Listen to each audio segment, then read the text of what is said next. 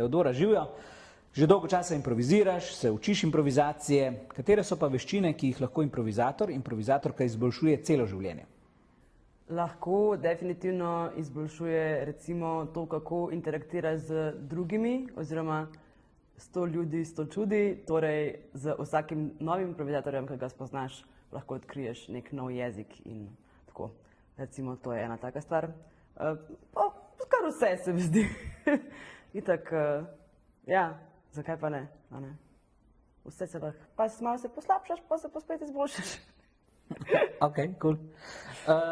Nekaj me zanima, kadar se pogovarjaš s prijatelji, znanci, ki vidijo, gledajo improvizacijo, katere so tiste največje zmote o improvizaciji, ki jih imajo?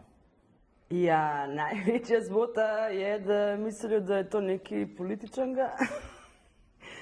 To vsaj klep v našem slovenskem prostoru, recimo, da politiki improvizirajo neka ta fora. Ne, drugače pa to, da pa če to sam tako malo si izmisliš, jaz tako, kak jaz kuham, pa dam kislo smetano noter v makico, pa v bistvu improviziram, pa to je pol tu, pa lahko.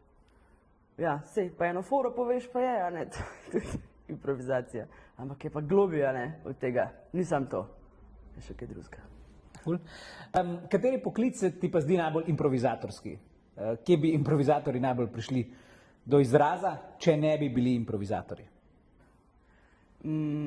Kakšni tako vodiči po kakšnih takih obskurnih predelih, ki si tako pol morajo malo razmisliti, ali pa prilagoditi na vreme, ali pa recimo, ali pa kuhaj. Učiš že vrsto let, kaj pa si recimo spremenila pri svojem pristopu kot mentorica skozi ta leta?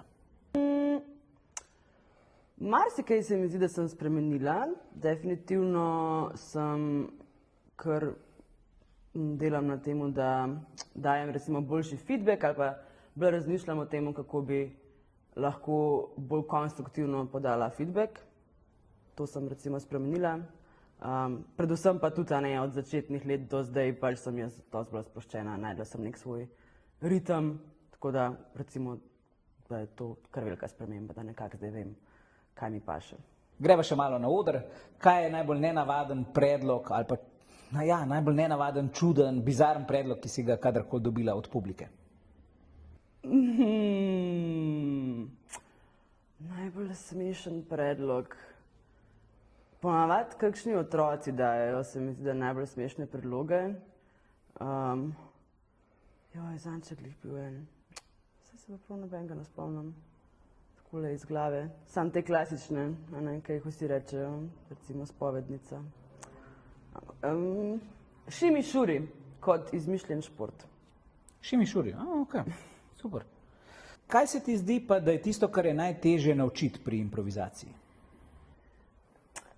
Najtežje je naučiti to, da spustiš vajeti in kontrolo in se res prepustiš totalno momentu in pustiš svoje improvizatorje tudi, da pač kaj, oziroma da skupaj nekaj narediš, da nisi moram vedeti, kaj se dogaja, pa moram svoje ideje čez spraviti to. To je najtežje odučiti v resnici. Mi učimo tečajnike, tečajniki pa marsikaj naučijo tudi nas. Kaj si se ti najbolj naučila od njih?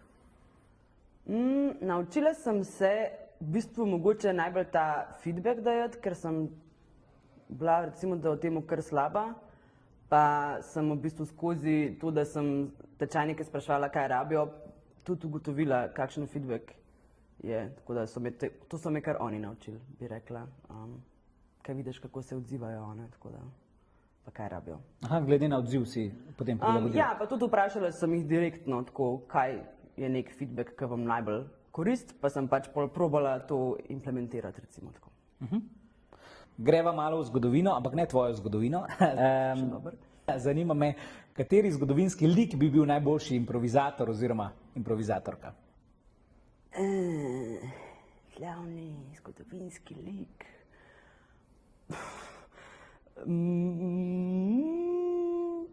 Tale Houdini. Zakaj Houdini? Ja, ker pač zna čarati, tako da pač ekstra skill, hudo. Vedno lahko preusmeri pozornost, če mu kaj ne gre, ne? Ok. Kaj se ti zdi, da je mogoče največji kompliment, ki ga lahko improvizator dobi od enega drugega improvizatorja? Recimo, da sem se počutil ful podprto, ali pa bolana fora, skoraj se nisem mogel zadržati, skoraj sem se polulal. Okay. Zadnje vprašanje. Kaj pa je tvoj neprofesionalen, subjektiven in zabaven nasvet za vse nove tečajnike?